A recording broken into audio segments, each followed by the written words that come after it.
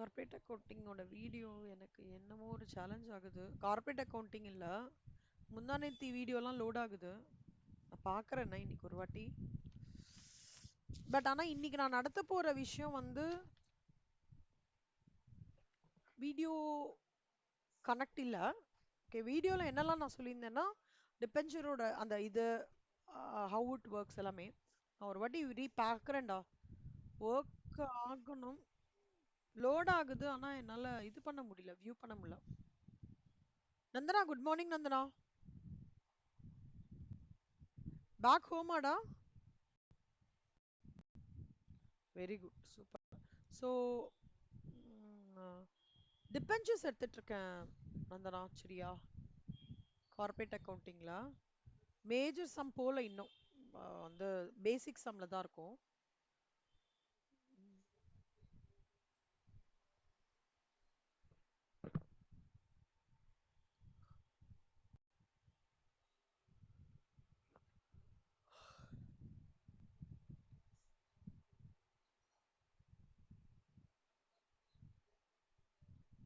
Redeemable, அதாவது ஒரு issue நடக்கிறது டிபெஞ்சர்ஸோடது.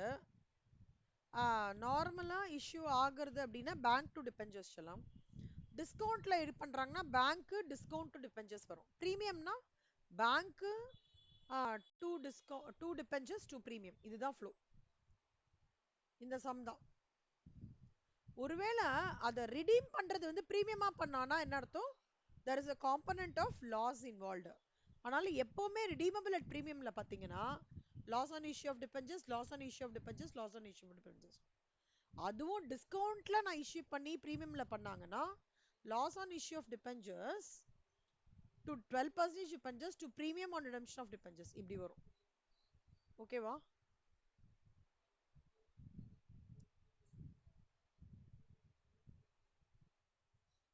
இது நல்லா ஞாபகம் வச்சுக்கோங்க, இம்பார்ட்டன்ட் சம்மா. இப்போ இல்லஸ்ட்ரேஷன் 47 சொல்லலாம்.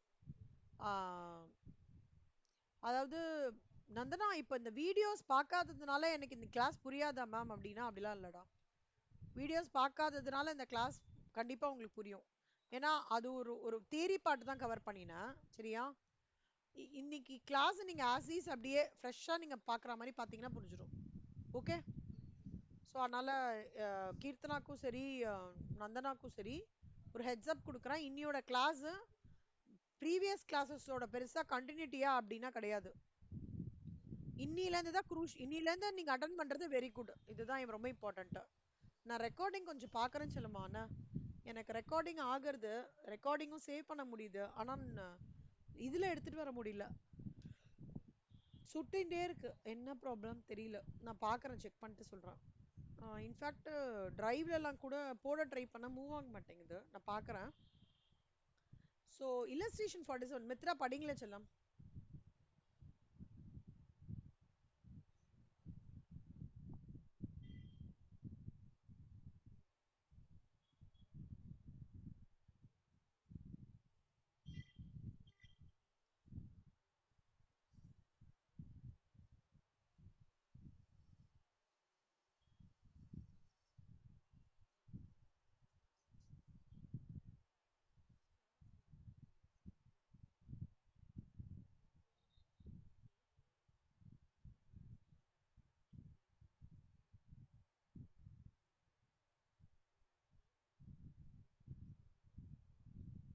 சூப்பர்.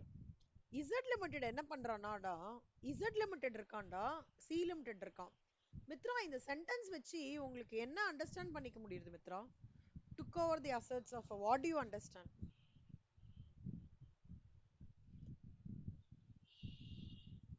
சும்மா பேசிக்கா ஒரு செல்லர் பையர் அந்த லெவல்ல யோசிச்சு பாருங்க, ரொம்ப ஹைஃபையா யோசிக்க வேண்டாம்.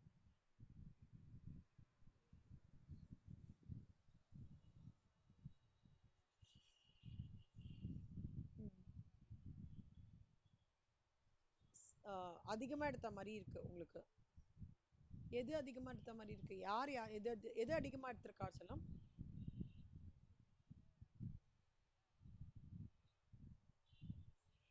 லயபிலிட்டி, அதாவது 6 lakhs அதிகமா எடுத்திருக்காங்கன்னு சொல்றீங்களா? இங்க பையர் யாரு செல்லர் யாரு?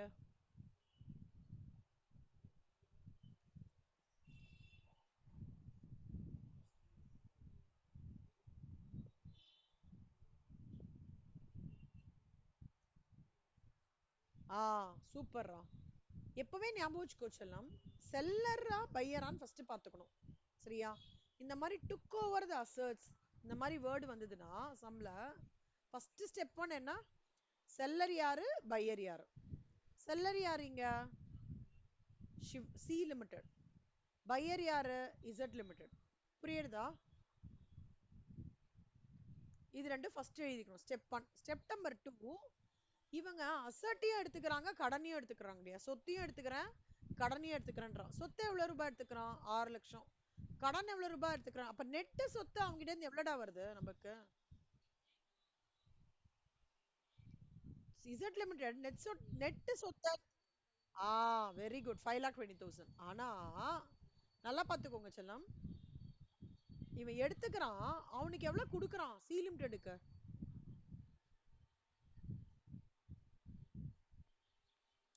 எடுத்துக்கிறது 5,20,000 செல்லம். எவ்வளவு பர்ச்சேஸ்? ஆ ஏன்னா எப்படா இந்த மாதிரி கொடுப்பாங்கன்னு நினைக்கிறீங்க? 5,40,000 மித்ரா வந்து நந்தனாக்கு கொடுக்குறாங்க. நந்தனா தான் செல்லர். ஆனா சாரி சரி, மித்ரா வந்து நந்தனா கிட்ட இருந்து வாங்கிக்கிறாங்க. அவ்வளவு worth of company worth valuation அதுதான் வாங்கிக்கிறாங்க. ஆனா நந்தனாக்கு கொடுக்கும்போது மித்ரா 5,40,000 செட்டில் பண்றாங்க. வாங்கினதுக்கு செட்டில் பண்ணோம்ல. எதனால இந்த மாதிரி ஜாஸ்தியா பண்ணுவாங்கன்னு நினைக்கிறீங்க? கொஞ்சம் கெஸ் பண்ணுங்க.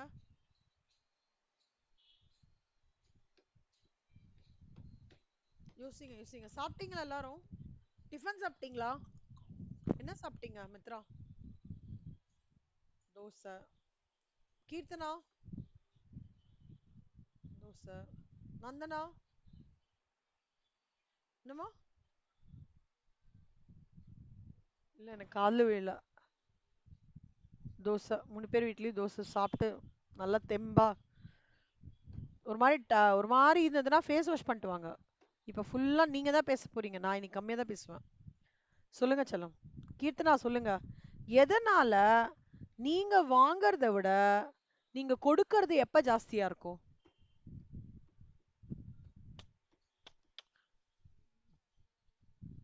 என்னமா? எ-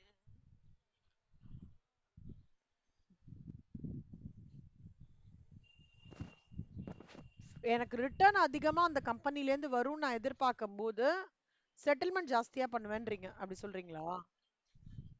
செம்ம செம்ம தாட் ப்ராசஸ். சூப்பர். மித்ரா நீங்க?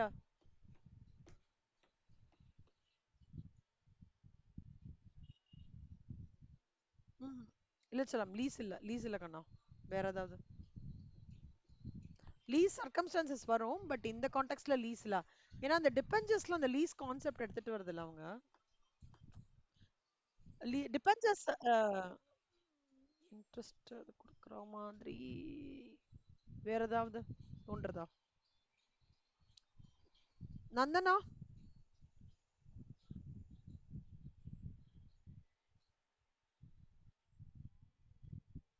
இதோட வேல்யூ? கம்பெனியோட வேல்யூ ஜாஸ்தியா இருக்கு. சூப்பரா, வெரி குட். ஆல்மோஸ்ட் ஒரு மாதிரி அலைன் அப் பாருங்க 3 பேரும். இப்ப பாருங்க செல்லம்மா. Mitra and Keerthana Nandana just concentrate. இது வந்து சாதாரண 2 மார்க்ஸ். ஆனா இந்த கான்செப்ட் வந்து 7 மார்க்ஸ்லயும் கனெக்ட் ஆகுது. நான் அதை வச்சு சொல்லித்தரேன். மித்ரா வந்து அஹ், அதானி அதானி தெரியும்லடா? அதானி போர்ட்ஸ் கேள்விப்பட்டிருக்கீங்களா? என்னது இது? அதானி என்ன டீல் பண்றாங்க?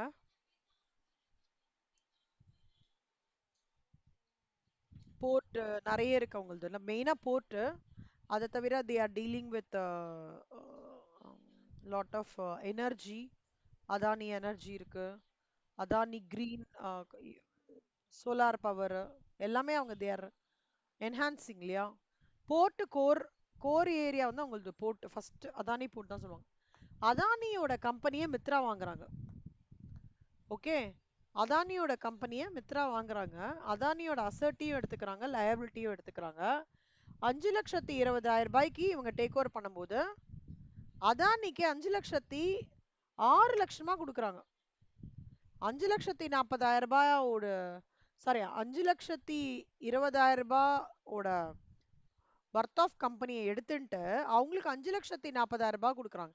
என்னன்னா மித்ரா கம்பெனின்னு ஒண்ணு இருக்கு. ஆனா மித்ரா கம்பெனியோட அதானி கம்பெனி டைப் ஆச்சுன்னா குட்வில் தானேடா, பிராண்ட் தானே.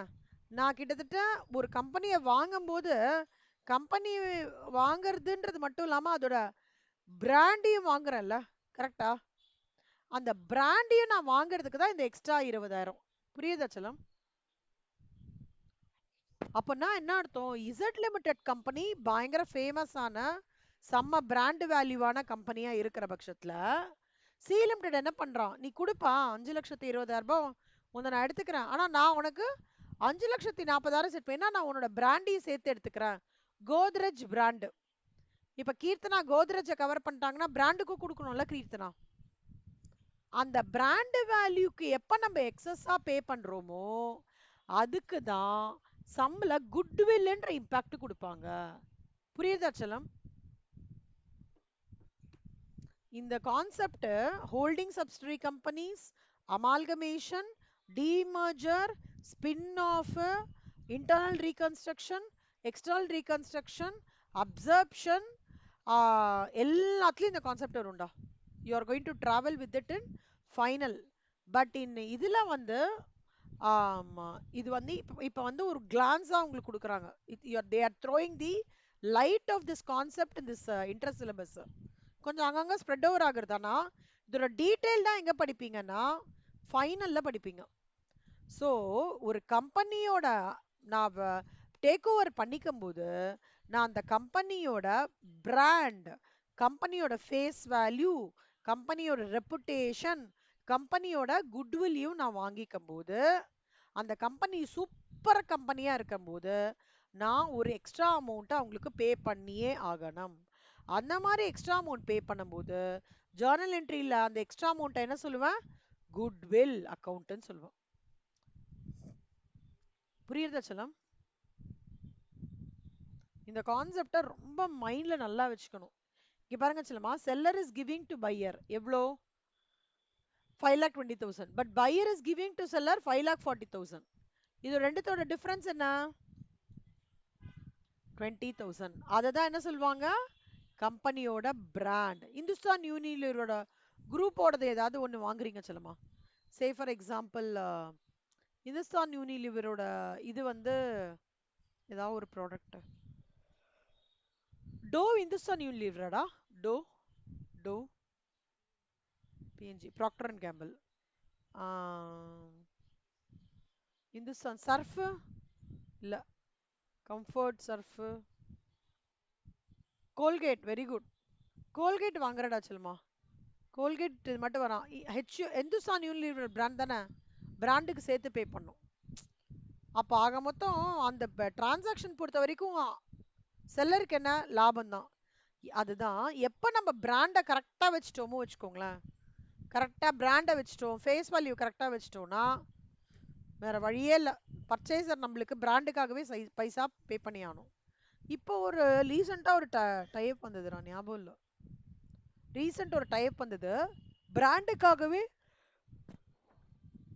பில்லியன்ஸ்ல கொடுத்துருக்காங்க, பிராண்டுக்காகவே பில்லியன்ஸ்ல. ஓகே செல்லமா, புரிஞ்சுதா? ஸோ என்ட்ரி எப்படி வரும்னா, sundry assets account with 6 lakhs, to sundry liabilities 80,000, goodwill 20,000, C லிமிடெடுக்கு எவ்வளோ வந்து இது பண்றாங்க, பர்ச்சேஸ் கன்சிடரேஷன் 5,40,000. இந்த என்ட்ரி தான் purchase of assets and liabilities from B limited as per agreement dated so and so. First entry புரியுதா?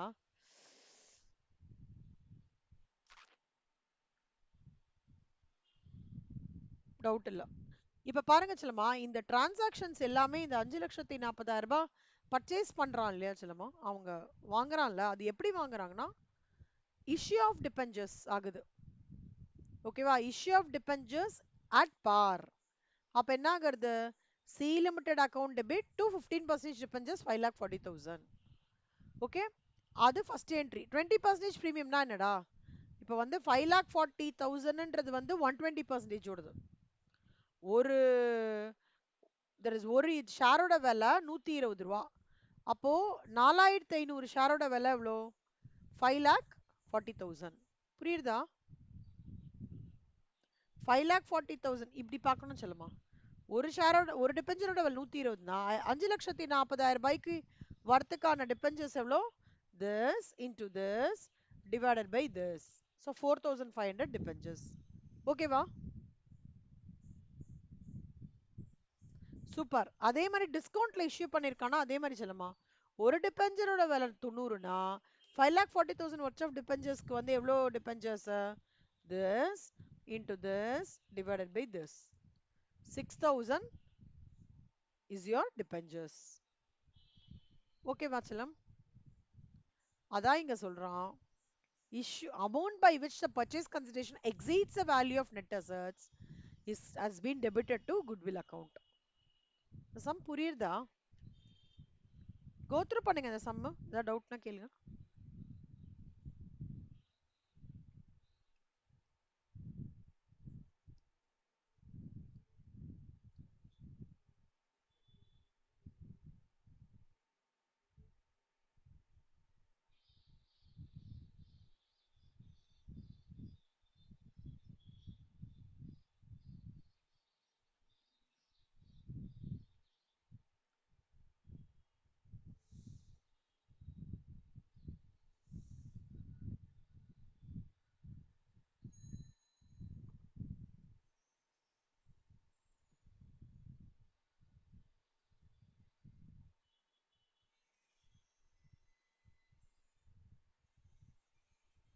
புரியுதாண்ணா? 3 பேருக்கும் பார்த்துட்டீங்களா? செல்லம்மா இது டைப் 3 ப்ராப்ளம்லாம் கிளாஸிஃபை பண்றாங்கடா. டைப் 3 ப்ராப்ளமா. ஓகேவா? இங்க எங்கேயுமே நீங்க தப்பு பண்ணாம பார்த்துக்கோங்க. 20% ப்ரீமியம் 10% அதுல. ஓகே. இல்லஸ்ட்ரேஷன் 48. ஓகே. கீர்த்தனா படிங்க கீர்த்தனா.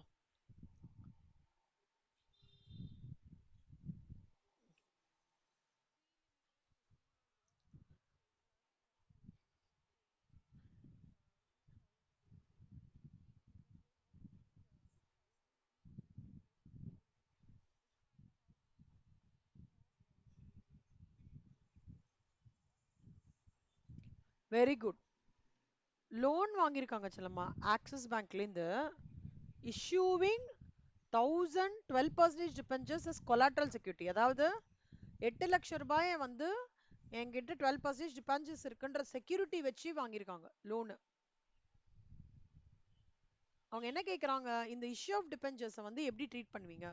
2 மெத்தட் இருக்குடா. ஒரு மெத்தட் வந்து லோன் ஜென்ரலாக நான் கரண்ட் லயபிலிட்டியா, பேலன்ஸ் ஷீட்டில் நான் கரண்ட் லயபிலிட்டின்னு காமிச்சிடணும். இல்லைன்னா செகண்ட் மெத்தடில் டிபெஞ்சர் சஸ்பென்ஸ் அக்கௌண்ட்னு ஒரு அக்கௌண்ட் இருக்குடா. Debenture suspense account. அதில் நான் என்ன பண்ணணும்னா, இங்கே ஆல்ரெடி வந்து ஆமாம் இந்த 8 லட்சம் ரூபாய் இருக்கு இல்லையா, இது அதை தவிர அது நான் கரண்ட் லைபிலிட்டியில் காமிப்போம். அதை தவிர ஜார்னல் என்ட்ரி ஒன்று debenture suspense account debit to 12% debentures 10 lakhs. 10 lakhs எப்படின்னு யாராவது சொல்ல முடியுமா? Any guesses?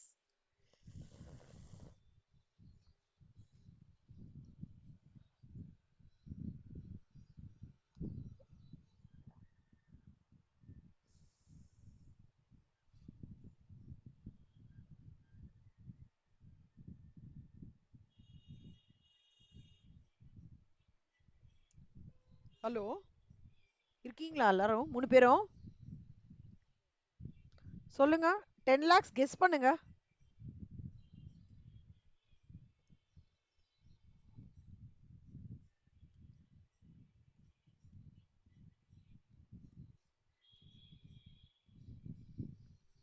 Why so அமைதி?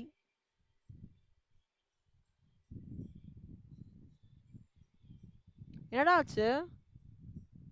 ஏன்டா அமைதியா இருக்கீங்க?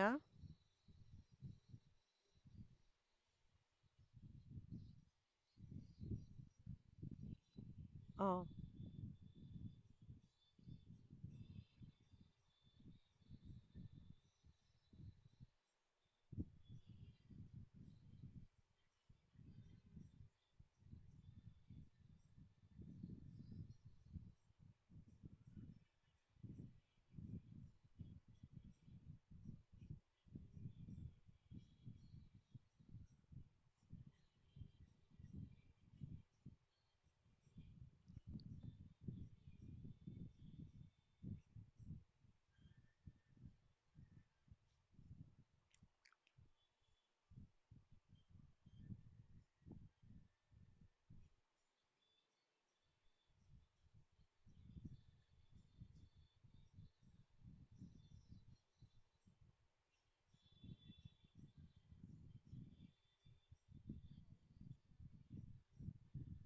1000 dependents into ஆ கரெக்ட். அதாவது என்ன தெரியுமாடா, நான் இந்த டிபென்ச்சர்ஸ் ஹோலா செக்யூரிட்டியா கொடுத்துருக்கேன்ல. ஓகே, இந்த செக்யூரிட்டி கொலாட்ரல் செக்யூரிட்டியா கொடுக்கும்போது போர்டு ரெசல்யூஷன் பாஸ் பண்ண உடனே இந்த ஜர்னல் பாஸ் பண்ணுவாங்க. டிபென்ச்சர் சஸ்பென்ஸ் அக்கவுண்ட் ஒன்று கிரியேட் பண்ணி 2 டிபென்ச்சர்ஸ் 12% டிபென்ச்சர்ஸ் வந்து 10 lakhsன்னு போடுவாங்க.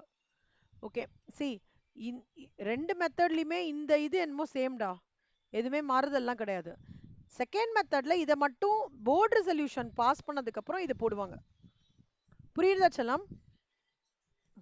புரியுதாடா கண்ணா 3 பேருக்கும்? இதை தான் எம்சிக்யூல கேட்பான் உங்களுக்கு. இதை தான் எம்சிக்யூல கேட்டு ட்விஸ்ட் பண்ணுவான்.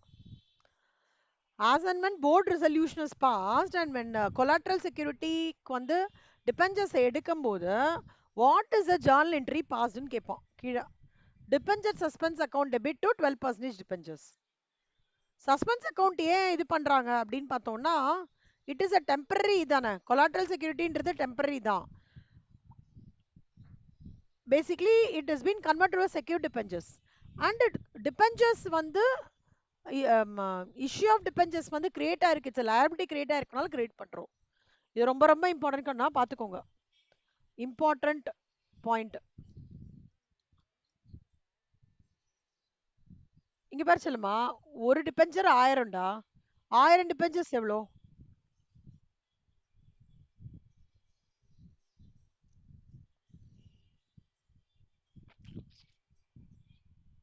வருதா? அதான். அதாவது இது எதுக்குன்னா, போர்டு ரெசல்யூஷன் பாஸ் பண்ண உடனேவே எப்ப கொலாட்ரல் செக்யூரிட்டியா இதுவா ஆயிருக்காங்க அப்படின்ற உடனே இந்த ஜர்னல் என்ட்ரி பாஸ் பண்ணுவாங்க மித்ரா. அப்ப லோன் ஃப்ரம் ஆக்சிஸ் பேங்க் இந்த இதுவும் ஒன்றும் மாற்றம் கிடையாது. போர்டு செகண்ட் மெத்தட் இருக்கு, ரெண்டாவது மெத்தட்ல மட்டும் கேட்பாங்க. போர்டு ரெசல்யூஷன் பாஸ் பண்ணினதுக்கு அப்புறம் கொலாட்ரல் செக்யூரிட்டியா அதை ட்ரீட் பண்ணும்போது ஜர்னல் என்ட்ரி என்ன பாஸ் ஆகும்னு கேட்பாங்க. அப்ப கம்பெனிஸ் ஆக்ட் என்ன சொல்றதுன்னா, இதை வந்து லயபிலிட்டியா நம்ம கிரியேட் பண்ணிட்டோம், அப்ப debenture suspense account debit to 12% டிபெஞ்சர்ஸா இருக்கும் அப்படின்னு சொல்லிட்டு சொல்றாங்க. ஓகேவா? Good. Illustration 49, redemption of profits.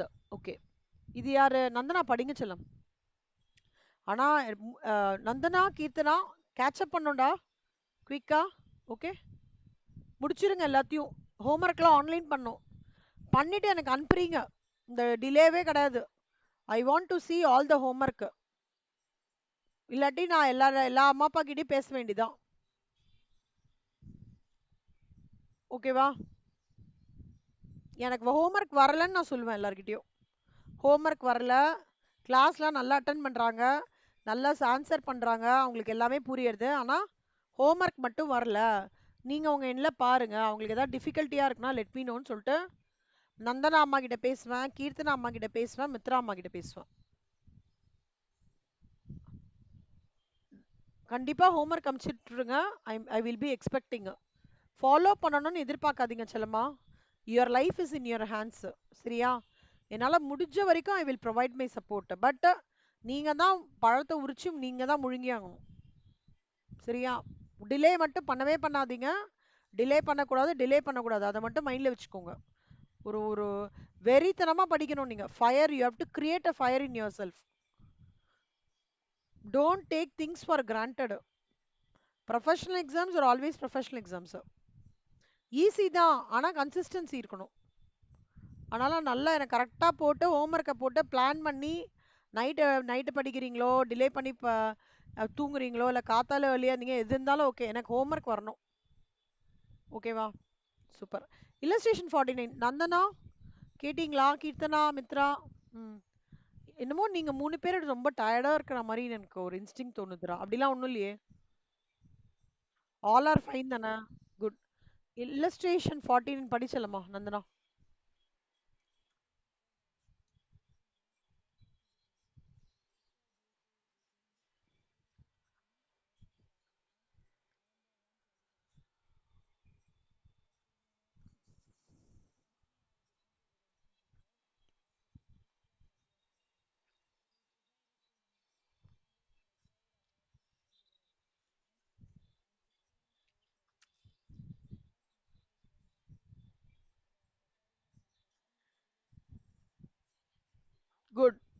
செல்லம்மா இப்ப நான் ஒரு குட்டி லட்டு கதை சொல்லித்தரேன். லட்டு லட்டு. ஓகே, அந்த லட்டு கதை வச்சு இதை நான் கனெக்ட் பண்றோம். 10 laddu வாங்குறீங்கடா. 10 லட்டூஸ் you are buying. Okay, நீங்க வந்து 10 லட்டூஸா ஒருத்தங்க கிட்டேருந்து வாங்குறீங்க. ஆனா உங்களுக்கு கெஸ்ட் வந்து 15 பேர் வந்துட்டாங்க. என்ன பண்ணுவீங்க கீர்த்தனா?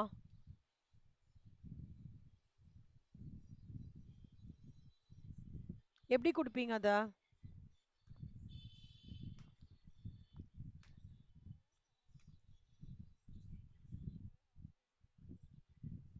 ம், சூப்பரா யோசிக்கிறடா. Very good. அது ஒரு ஆப்ஷன். வேற ஆப்ஷனே இல்லடா, லட்டு தாண்டா பண்ணியானோம். எல்லாருக்குமே லட்டு தான் பிடிக்கிறதுன்னு சொல்றாங்க, வேற ஸ்வீட் வேண்டான்றாங்க. அப்ப என்ன பண்ணுவீங்க?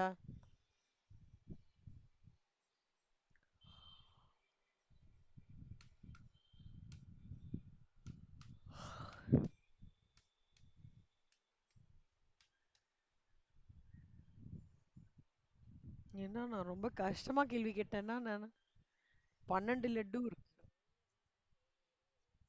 திருப்பி ஒரு 3 லட்டு வாங்குவியாடா? 3 லட்டு வாங்குவ, கரெக்டா? அந்த கான்செப்ட் இங்க அப்படியே அப்ளை பண்ணுங்க. 15 லட்சம் ரூபாய்க்கு டிபெஞ்சர்ஸ் வந்து இஷ்யூ ஆகுறதுடா. 15 லட்சம் டிபெஞ்சர் ஹோல்டர்ஸ் உங்களுக்கு கொடுக்குறாங்க. 15 லட்சம் கொடுக்குறாங்க. அவங்க என்ன சொல்றாங்கன்னா 2023 நவம்பர்ல கொடுக்குறாங்க. அதை வந்து ஒரு பாயிண்ட்டுக்கு அப்புறம் நீங்க வந்து திருப்பி கொடுத்துடணும்னு சொல்றாங்க. எப்ப திருப்பி கொடுத்துடணும் அப்படின்னா நவம்பர் 1 2023 அன்னைக்கு திருப்பி கொடுத்துடணும் அப்படின்னு சொல்றாங்க. ஆனா அவங்க அந்த டிபெஞ்சர்ஸ் எப்ப வாங்குறாங்க, that is எப்ப பைசா அந்த டிபெஞ்சர்ஸ் 15 லட்சம் ரூபாய் டிபெஞ்சர் ஹோல்டர்ஸ் கிட்ட இருந்து வாங்குறாங்கன்னா லைக் மார்ச் 2023 எண்ட்ல வாங்குறாங்க. எப்ப திருப்பி கொடுக்கணும் அவங்களுக்கு டிபெஞ்சர் ஹோல்டர்ஸ்க்கு? நவம்பர் 1 2023 திருப்பி கொடுக்கணும். உங்ககிட்ட நீங்க இப்போ கடன் வாங்கினாலே ஒரு சிஸ்டம் என்னடா, அ, கொஞ்சம் கொஞ்சமா நம்ம பைசா சேர்த்து வச்சு திருப்பி கொடுத்தா பெட்டரா இருக்கும், கரெக்டா? எப்பவுமே பல்கா அந்த டைம்ல நம்மளால பரட்ட முடியாத போது என்ன பண்ணுவோம், கொஞ்சம் கொஞ்சமா சேர்த்து வச்சு சேர்த்து வச்சு கொடுக்கறது நார்மல் பழக்கம் இல்லையா?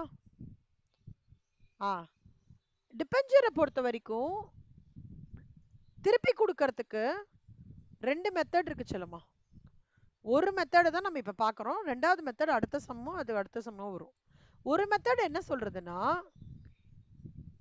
15 லட்சம் இருக்கு, ஆனா வந்து 15 லட்சத்துக்கான 15 லட்சம் தான் கெஸ்ட். ஞாபகம் வச்சுக்கோங்க, அந்த 15 லட்சம் தான் கெஸ்ட். ஆனா என் கையில இருக்கிறது 6,21,000 தான். ஓகே, ரிமைனிங் நான் என்ன பண்றேன்னா, ரிமைனிங் நான் என்ன பண்ணலாம்னு நினைக்கிறீங்க?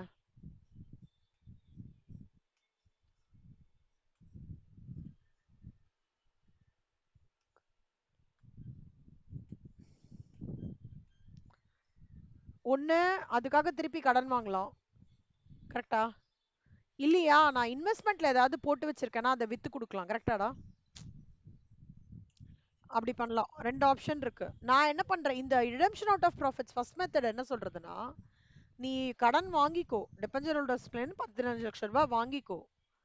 நீ என்ன பண்ண, இருக்கிற ப்ராஃபிட்ல இருந்து ஒரு அமௌண்ட்டையும் ஏற்கனவே உங்ககிட்ட இன்வெஸ்ட்மெண்ட் ஏதாவது இருக்குன்னா அதுல ஒரு இருக்கிற அமௌண்ட்டையும் வித்து கடனை திருப்பி அடைச்சிரு அப்படின்னு சொல்றதுதான் redemption out of profits method. So என்ன சொல்றதுன்னா 15 லட்சம் ரூபாய் டிபெஞ்சர் ஹோல்டர்ஸ் கிட்ட வாங்கிட்ட, ஓகே, 6,21,000 டிபெஞ்சர் ரிடெம்ஷன் ரிசர்வ்னா என்னன்னு சொல்லி தரேன்டா. நான் கடன் வாங்கினத அமௌண்ட்டை திருப்பி கொடுக்கறதுக்காக கொஞ்சம் கொஞ்சம் கொஞ்சம் கொஞ்சமா மாசம் மாசம் ஒரு அமௌண்ட்டை வந்து சேர்த்து வச்சுட்டே வர அக்கௌண்ட் பேர் தான் டிபெஞ்சர் ரிடெம்ஷன் ரிசர்வ் அக்கௌண்ட். வேற எதுக்குமே அதை யூட்டிலைஸ் பண்ணவே கூடாதுடா. கடனாளிக்கு திருப்பி கொடுக்கறதுக்காகவே ஒரு ரிசர்வ் அக்கௌண்ட் கிரியேட் பண்றது தான் டிபெஞ்சர் ரிடெம்ஷன் ரிசர்வ் அக்கௌண்ட். அதுல நான் எவ்வளவு வச்சிருக்கேன், 6,21,000 வச்சிருக்கேன். ஆனா இப்போதுமா 15 லட்சத்து வைங்க, 6,21,000 இன்னும் ரிமைனிங் எவ்வளோடா நான் வந்து ரெடி பண்ணணும் பைசா நந்தனா?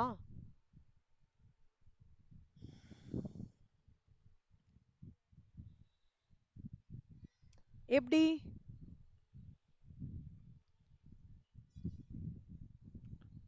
15 lakhs மைனஸ் உங்க வாய்ஸ் பிரேக் ஆகுது செல்லம், கிளியரா கேட்க மாட்டேன், கணீர்னு கேட்க மாட்டேங்குது. 15 lakhs மைனஸ் 6,21,000. ஸோ 8,79,000 ரூபாய்க்கு என்கிட்ட பைசா இல்லையே. அப்ப பார்க்கும்போது என்னோட இன்வெஸ்ட்மெண்ட் செக் பண்றேன். அப்போ வந்து நான் என்ன நினைக்கிறேன்னா, சரி நம்மளுக்கு வந்து ஒரு அமௌண்ட், பல்க் அமௌண்ட் ஒரு இடத்துல இருக்கு, ஓகேவா? டிபெஞ்சர் ரிடம்ஷன் இன்வெஸ்ட்மெண்ட்னு சொல்லிட்டு ஒரு அமௌண்ட் ஒரு இன்வெஸ்ட் பண்ணியிருக்கோம், அதுலேருந்து செட்டில் பண்ணலாமான்னு யோசிக்கிறேன். ஃபார்ச்சுனேட்லி அதில் பைசா இருக்கு.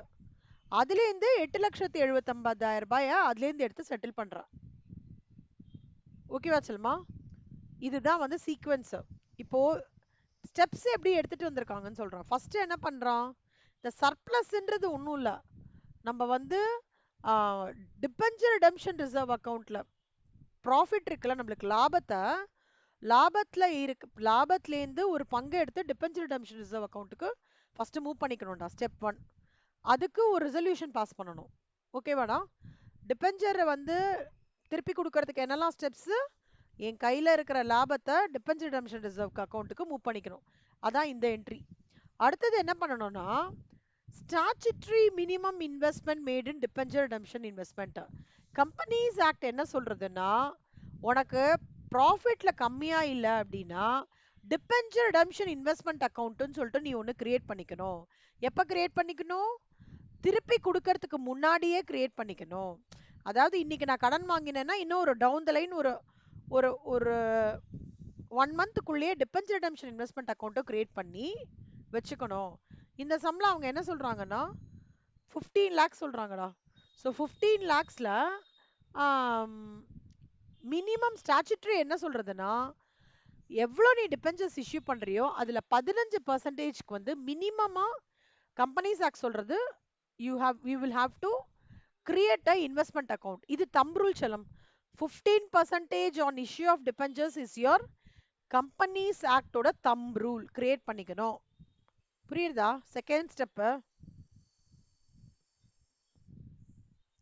செல்லம். ஸ்டெப் 1 என்னன்னா, ப்ராஃபிட்லேருந்து ஒரு அமௌண்ட்டை please move to debenture redemption reserve.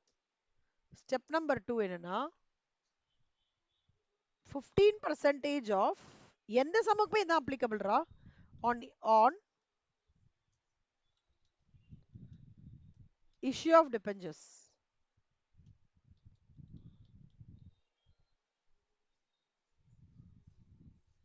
%15 on issue of debentures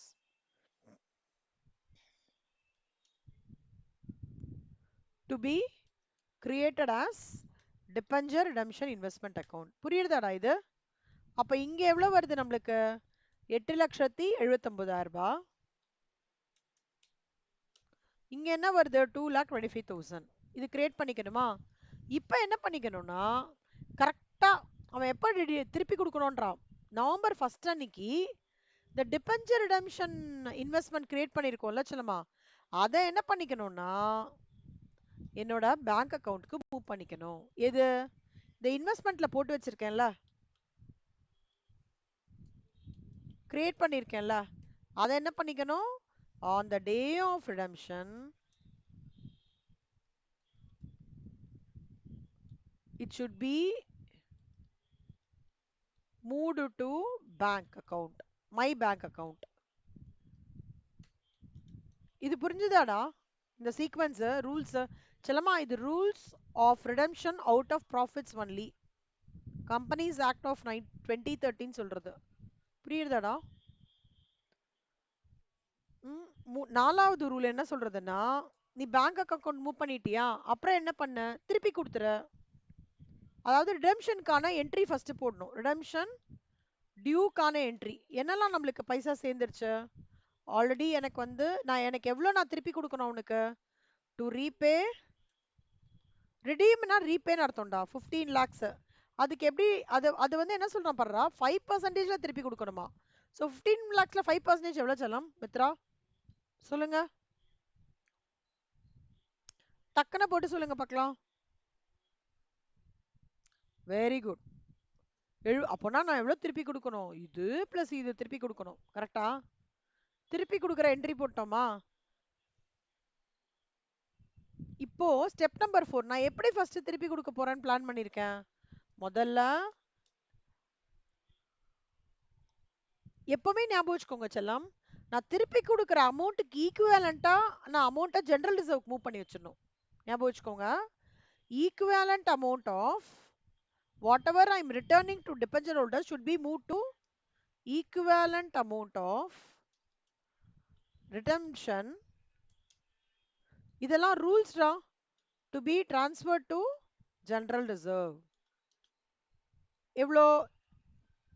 15,75,000 நான் வந்து மூவ் பண்ணி வச்சுக்கணும். அதான் இந்த என்ட்ரி. ஸோ இது நான் பரட்டிட்டேன், பைசா பரட்டிட்டேன்ல. இது வந்து ஒரு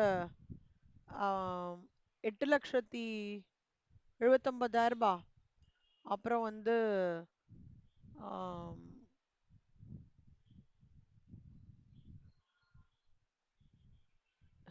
கேட்கல கேட்கலடா கண்ணா, திருப்பி கொஞ்சம் கத்தி சொல்லுங்க.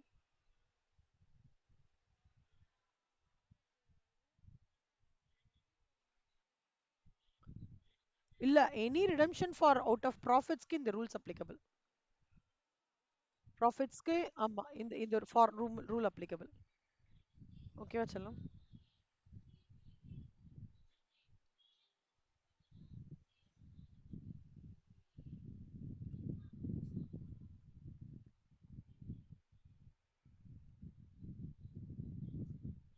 Step number 6. நான் இப்போ வந்து டிபெஞ்சர் ரிடம்ஷன் ரிசர்வ்லேருந்து 8,75,000 அரேஞ்ச் பண்ணிட்டேன்.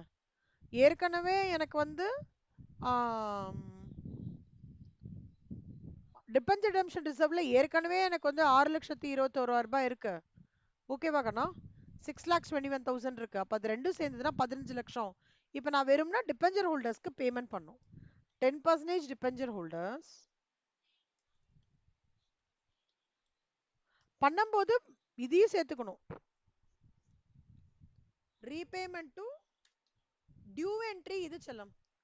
இது டியூ என்ட்ரி, இது ரீபேமெண்ட் என்ட்ரி. புரியுதா? ரீபேமெண்ட் என்ட்ரி கடைசியா தான் போடணும் நீங்க. Debenture holders done. புரியுதா? புரியுதா செல்லம்மா? முதல்ல ப்ராஃபிட்லேருந்து என்ன ரிமைனிங் அமௌண்ட் 6,21,000 ஏற்கனவே டிபெஞ்சர் ரிசர்வ் இருக்கு. ப்ராஃபிட்லேருந்து நான் வந்து அமௌண்ட்டை வந்து ட்ரான்ஸ்ஃபர் பண்ணி வச்சுக்கிறேன். அதே மாதிரி ரூல் என்ன சொல்றது? ஸ்டாச்சுட்டரி ரெக்குவயர்மெண்ட் என்ன? எவ்வளோ இஷ்யூ பண்றேனோ அதுக்கான இன்வெஸ்ட்மெண்ட்டை நீ எப்பவுமே கிரியேட் பண்ணி வச்சுக்கணும். 2,25,000 வச்சுட்டு என்னைக்கு வந்து கரெக்டா ரிடம்ஷன் நீ பண்ண போறியோ அந்த டைம்ல உன் பேங்க் அக்கௌண்ட்டுக்கு இது மூவ் பண்ணிக்கணும். இது ஸ்டாச்சுட்டரி ரெக்குவயர்மெண்ட். ரிடம்ஷன் என்ட்ரி எவ்வளோ ஈக்குவலண்டா நீ இஷ்யூ பண்றியோ, ஒன்னு இஷ்யூ பண்ணிருக்கியோ அதுக்கு ரிடீம் பண்ண போறியோ அந்த அமௌண்ட்டுக்கான பங்கை ஜெனரல் ரிசர்வ்ல வச்சுக்கணும். அது இன்னொரு ரூல். ரெண்டாவது ரூல். மூணாவது ரூல் வந்து டியூ என்ட்ரி. நாலாவது ஜர்னல் என்ட்ரி வந்து பேமெண்ட் டு டிபெஞ்சர் ஹோல்டர்ஸ். ஏதாவது டவுட் இருக்கா பாருங்க செல்லம். ஃபர்ஸ்ட் எப்பவுமே ப்ராஃபிட்ஸ்லேருந்து டிபெஞ்சர் ரிடம்ஷன் ரிசர்வ்க்கு வந்து அந்த ரிமைனிங் இதை மூவ் பண்ணி வச்சுருறோம். அடுத்தது statutory requirement 15% on the issue of shares debenture redemption investment account create பண்ணும். என்னைக்கு ரிடம்ஷன் பண்றேனோ டிபெஞ்சர் ரிடம்ஷன் இன்வெஸ்ட்மெண்ட்லேருந்து பேங்க் அக்கௌண்ட்க்கு மூவ் பண்ணிடணும். Pre redemption due entry, payment entry, எவ்வளோ ஈக்குவலண்டா இஷ்யூ பண்றேனோ அந்த அமௌண்ட்டை ஜெனரல் ரிசர்வ்க்கு ஒரு லம்ப் ஆஃப் அமௌண்ட்டை வந்து மூவ் பண்ணிக்கணும். புரியுறதா?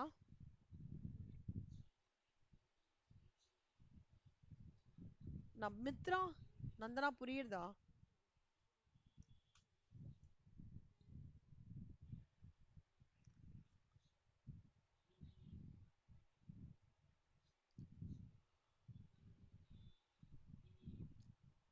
இங்க போட்டிருக்கேன் பாரு செல்லம்மா. The amount required to be transferred is typically 10% of the total outstanding value. The minimum investment in debenture, அது நம்ம படிச்சோம்ல, 15% of the face value of debentures maturing in the following financial year. இது ரெண்டும் rule இருக்கணும். Okay. illustration 49.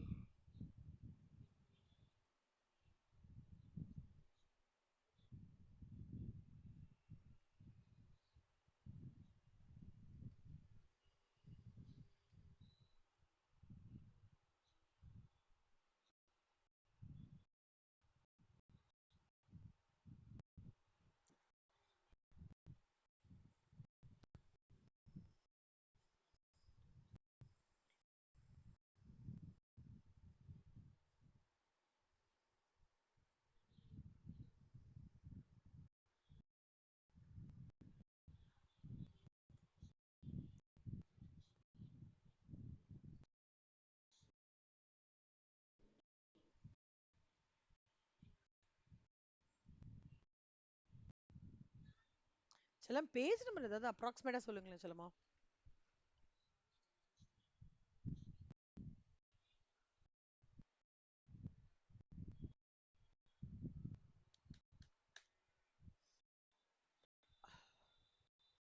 ஏய் டிபென்சர்ஸ் கேட்டிருந்தாங்களாடா?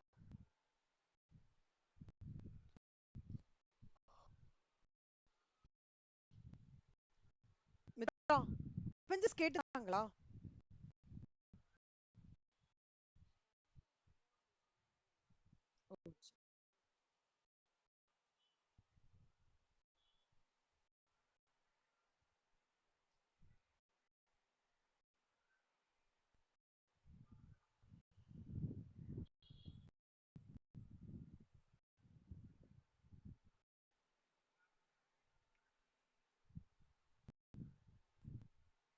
இங்க சிம்பிளிஃபைடா போட்டிருக்கேன்டா.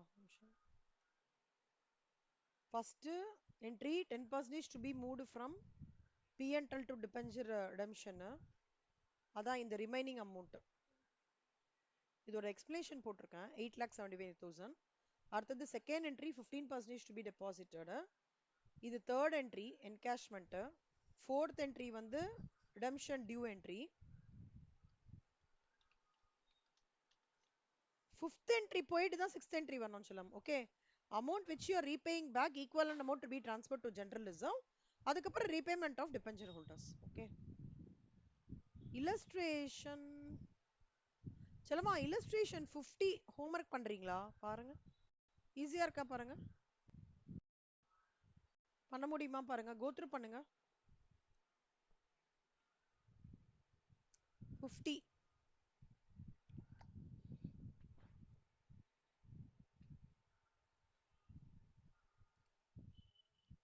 ஓகேவா?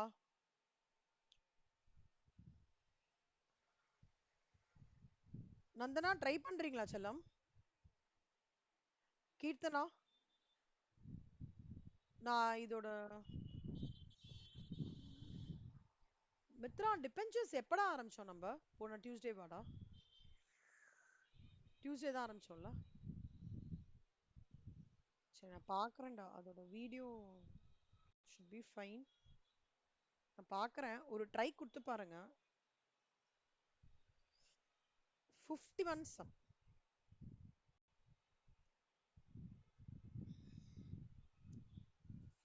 Okay 51 sum யார் படிக்கிறீங்க? நந்தனா, கீர்த்தனா, மித்ரா?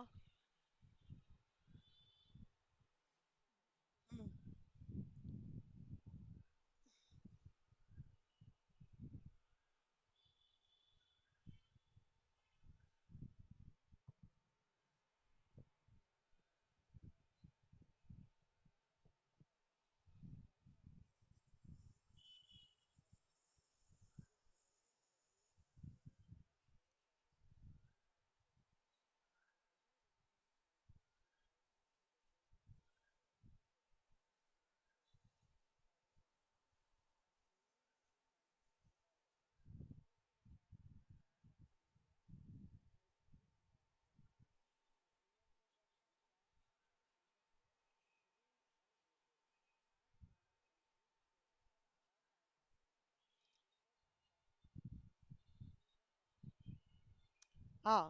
இப்போ பார்ச்சலம் பேலன்ஸ் ஷீட் ஏபி வந்து 10,000 12% டிபென்ச்சர்ஸ் காமிக்கிறது. இதெல்லாம் எப்போ இஷ்யூ ஆயிருக்கு? மார்ச் 31 வந்து இஷ்யூ பண்ணியிருக்காங்க. கரெக்டா? இவ்வளோ இஷ்யூ பண்ணியிருக்காங்க. 31/3ல வந்து ஆமா இஷ்யூ பண்ணியிருக்காங்க. எப்போ அது ரிடம்ஷன் நடக்கிறது? 31/7ல நடக்கிறது. அதுக்கு நடுவுல நம்ம எல்லாம் ரெடி பண்ணிக்கணும் இல்லையா? அந்த இதை தான் நம்ம இப்போ பார்க்க போறோம். ஸோ எப்பவுமே இதுல அவன் என்ன சொல்றான்? 5 lakhs வந்து டிபென்ச்சர் ரிடம்ஷன் ரிசர்வ் அக்கௌண்ட்டுக்கு மூவ் பண்ணிடுறான்டா. Okay, decided to transfer. அப்போ பிஎன்எல்ல இருந்து டிஆர்ஆருக்கு மூவ் ஆயிடுறது. அதை தவிர ஃபிக்ஸட் டெபாசிட் பேங்க் ஆஃப் இந்தியாவில் ஒரு அமௌண்ட் போட்டு வைக்கணும்னு சொல்லிட்டு 8/4/2023ல வந்து ஒரு அமௌண்ட் போட்டு வைக்கிறோம், 1,50,000 இன்வெஸ்ட்மெண்ட் வந்து was encashed and debentures were redeemed. இந்த 1,50,000 போட்டு வைக்கிறான்ல, என்னைக்கு அவன் ரிடம்ஷன் ஆறானோ அன்னைக்கு அதை பேங்க் அக்கௌண்ட்ல எடுத்துட்டு வந்துடுறாங்க. நம்மளோட இன்னொரு ரூல் என்ன? எவ்வளோ டோட்டலாக ரிடீம் பண்ணுறோமோ அந்த ரிடீம் பண்ணுற டோட்டல் அமௌண்ட்டை வந்து நம்ம டிஆர்ஆர்லேருந்து ஜெனரல் ரிசர்வ்க்கு மூவ் பண்ணிக்கணும். கரெக்டா? எவ்வளோ redemption பண்ண போறோம்? 10 lakhs பண்ண போறோம். ஸோ 10 lakhs redemption பண்ண போறதுக்கு பேமெண்ட் டு 10 lakhs வந்து டிபெஞ்சர் ஹோல்டர்ஸ்க்கு நம்ம கொடுக்குறோம். இந்த சீக்வன்ஸ் தான் இப்போ ஜர்னல் என்ட்ரிஸா பார்க்க போறோம் சொல்லம். ஃபர்ஸ்ட் என்ன? Surplus to debenture redemption reserve account. அது என்ன? 5 lakhs. புரியுதா?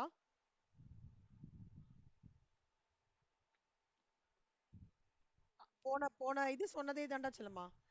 போன இதுல 1,50,000 in fixed deposits with Bank of India ன்னு கொடுத்திருந்தாங்க. இதுல வந்து என்ன கொடுத்திருக்காங்க? Decided to invest the required amount in debenture redemption investment. the required amountக்கு தான் நம்ம the statutory provision யூஸ் பண்றோம். புரியுதா செல்லம்? 15%ன்றது. ஆனா இந்த சம்ல அவனே கொடுத்துட்டான். 1,50,000 ஒரு ஃபிக்ஸட் டெபாசிட்ல போடுறாங்கன்னே கொடுத்துட்டான். அப்போ when amount is specified, you need not have to calculate that statutory requirement percentage. புரியுதா? செகண்ட் ஸ்டெப் புரியுதாடா? செகண்ட் என்ட்ரி இதுக்கும் போன சம்முக்கும் செல்லம். புரியலன்னா புரியலன்னு சொல்லுங்க, புரிஞ்சதுன்னா புரிஞ்சதுன்னு சொல்லுங்க, அமைதியா இருக்காதீங்க.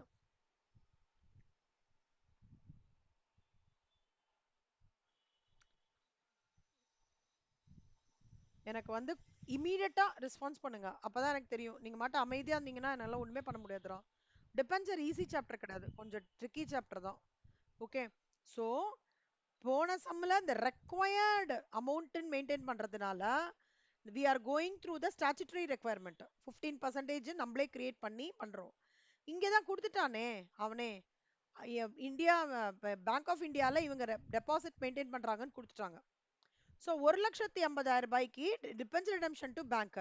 கரெக்டா நம்மளோட என்னைக்கு ரிடம்ஷன் பண்ற அன்னைக்கு இந்த 1,50,000 வந்து ரிலீஸ் பண்றாங்க, taking out from the investment. Bank அக்கௌண்ட்டுக்கு எடுத்துன்னு வந்துட்டு ரிடம்ஷன் என்ட்ரி என்ன? 12% டிபெஞ்சர்ஸ் 10 lakhs. பிரீமியம்ல பண்றாங்களா டிபெஞ்சர் ரிடம்ஷன்? இல்ல. So debenture holders 10 lakhs. இப்போ நம்மளோட ரூல் என்ன? எப்பவுமே வாட் எவர் அமௌண்ட், அதாவது என்ன அமௌண்ட் நான் வந்து டிபெஞ்சர் ரிடம்ஷன் ரிசர்வ்க்கு வந்து இது வச்சிருக்கேனோ அதை நான் ஜெனரல் ரிசர்வ்க்கு ட்ரான்ஸ்ஃபர் பண்ணிடணும். Equivalent amount should be transferred to the general reserve rule. கரெக்டா? இங்க பாரு செல்லம்.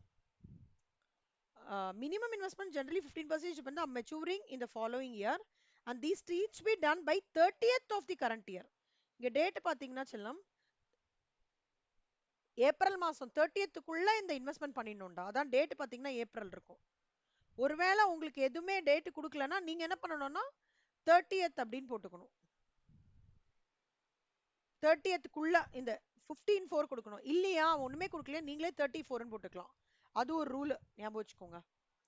ஸோ டிபெஞ்சர் ரிடம்ஷன் என்ன இங்க 5 lakhs பண்ணிருக்கியோ அதை ஜெனரல் ரிசர்வ் மூவ் பண்ணிட்டு payment of debenture holders. So sequence how it goes: first you are transferring your surplus to your DRR and you are creating an investment for that.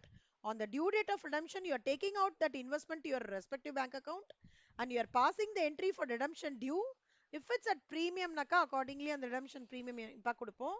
அப்புறம் the rule says you will have to transfer your DRR to your whatever is there in your as per the board's resolution எவ்வளவு pass பண்ணிருக்கோமோ that to your general reserve and then you are making payment to the debenture holders. புரியுதா அந்த சம்ம? பக்கா? dates are very very important செல்லம். dates are very very important. debenturesக்கும் சரி, redemption of debenturesக்கும் சரி, issue of sharesக்கும் சரி, dates are very very very important. யாருக்கு புரியல? மூணு இந்த இப்ப நம்ம எவ்வளவு படிச்சிருக்கோம், எவ்வளவு சம் படிச்சிருக்கோம்? 47, 48, 49, 50, 50 ஹோம் இருக்கு, 51, 51 சம் வரைக்கும் நல்லா புரிஞ்சிடுதா? டவுட் எதுவும் இல்லையே? சூப்பர்.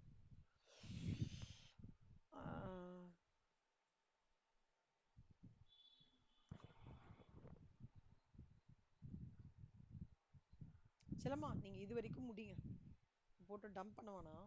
இது வரைக்கும் முடிச்சுட்டு அடுத்த கான்சிக்வன்ஸ்க்கு வந்து அடுத்தது எப்படின்னா ப்ராஃபிட்லயும் ரிடம்ஷன் பண்றாங்க, கொஞ்சமா எடுத்து கேப்லயும் பண்றாங்க சிலம்மா. ரொம்ப டஃப் எல்லாம் கிடையாது. பட் எனக்கு என்ன சஜஸ்ட் பண்றேன்னா எப்படி இந்த சம் எடுக்கட்டுமா இல்ல நாளைக்கு எடுக்கட்டுமா? What do you say Mitra? நாளன்னைக்கு எடுக்கிறேன். கான்செப்ட் பண்ணிட்டு இந்த ஸ்டெப்ஸை கிளீனா இருக்கணும். நீங்க கதை மாதிரி அப்படியே எடுத்துட்டு வரணும். ஓகேவா? ஒரு ஒரு கதை மாதிரி அப்படி இதுக்கப்புறம் இது நடக்கிறது, இதுக்கப்புறம் இது நடக்கிறது. Dates are very important. Redemption due entry போடுறோம், அதுக்கப்புறம் டிஆர்ஆர்ல இருக்கிற அமௌண்ட்டை ஜென்ரல் ரிசர்வ் மூவ் பண்ணிட்டு அப்புறம் பேமெண்ட் பண்றோம். இந்த சீக்வன்ஸ் கரெக்டா வச்சாதான் 52 சம்மு 53 சம்மு எல்லாம் ரொம்ப ஈஸியா இருக்கும். சரியா சலம்? மித்ரா, கீர்த்தனா, நந்தனா ஓகேவா கண்ணா? ஸோ இன்னைக்கு முடிஞ்சிருமா இது ஹோம்ஒர்க்கு? எனக்கு நீங்கள் பெண்டிங் ஹோம்ஒர்க் அது பண்ணிட்டே வாங்க. இனிமேல் டெய்லி கிளாஸில் இருக்கிறத டெய்லி எனக்கு அமுச்சு விட்ருங்க. அது பெண்டிங் ஹோம்ஒர்க் மத்தியானம் நைட்டு உட்காந்து முடிச்சு எனக்கு அமுச்சு விடுங்க. ஆனால் இந்த தேர்ஸ்டேக்குள்ளே எல்லாமே ஆன்லைன் பண்ணணும் Nandana. For you I am telling you. Keerthana, I want you all 3 of you to make it online. திருப்பி திருப்பி சொல்கிறேன், ஆன்லைன் பண்ணிடுங்க பண்ணிடுங்க பண்ணிடுங்க. ஸோ 4 சம் கொடுத்துருக்கேங்கண்ணா, 5 சம் கொடுத்துருக்கேன். ஸோ நல்லா படிச்சிருங்க, நல்லா போட்டு பார்த்துட்டு 6 ஸ்டெப்ஸை மைண்டில் இது பண்ணிவிட்டு குட்டி நோட்டில் அந்த ஸ்டெப்ஸ் அழகாக எழுதி பாருங்க. டிபெஞ்சர் அவுட் ஆஃப் ப்ராஃபிட்ஸ்க்கு என்னவோ அது பண்ணி பாருங்க. ஓகேவா? சூப்பர் செல்லம். கண்ணா, எனக்கு ஒரு 10 மினிட்ஸ் மட்டும் ஒரு பிரேக் கொடுக்குறீங்களா? நான் இது மட்டும் போயிட்டு வந்துடுறேன். நான் பிரேக்ஃபாஸ்ட் எதுவும் சாப்பிடல. ஓகே, 10:30க்கு ஐ வில் கம் பேக் செல்லம். ஓகே, தேங்க்யூ கண்ணா. மேக்ஸிமம் 10:30 கணக்கு, அதுக்கு மேலே டிலே ஆகும். ஓகே, பை த வே கேட்க மறந்துட்டேங்க.